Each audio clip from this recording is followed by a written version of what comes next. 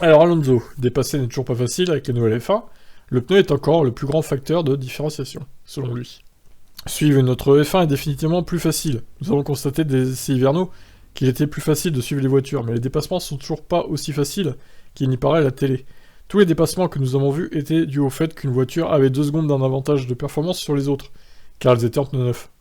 Et je suis aussi tombé sur des F1 qui étaient 2 secondes plus rapides que moi, et qui m'ont dépassé en 2 ou 3 virages.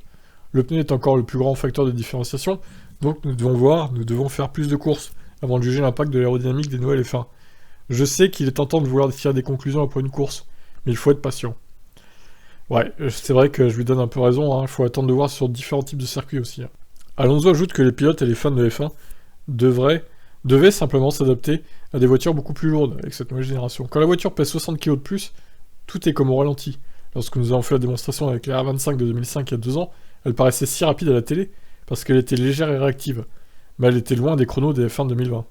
Plus ça pèse, moins on a la sensation de vitesse à la télé. Pourtant ça va vite. Mais le cockpit a été renforcé après l'accident de Grosjean, et le moteur est désormais plus économe en carburant. Peut-être que dans quelques mois, nous ne nous souviendrons plus de l'ancienne génération de voitures parce que nous sommes habitués à piloter ces voitures-là, et vous, à les voir à la télé. Ouais, je sais pas. Après, bon, on comparera les chronos avec 2021 aussi. Pour l'instant, c'est très lent par rapport aux voitures 2021. Maintenant, c'est que le début de la nouvelle réglementation, il va y avoir des évos. Toutes les voitures vont s'améliorer en termes de performance, donc il faudra voir d'ici la fin de saison ce que ça donne au niveau des chronos. Et on fera le point évidemment si c'est plus facile de les dépasser ou pas, mais a priori ça l'est quand même un peu plus. Ils arrivent à se suivre davantage. Voilà pour la déclaration d'Alonso. Ciao ciao.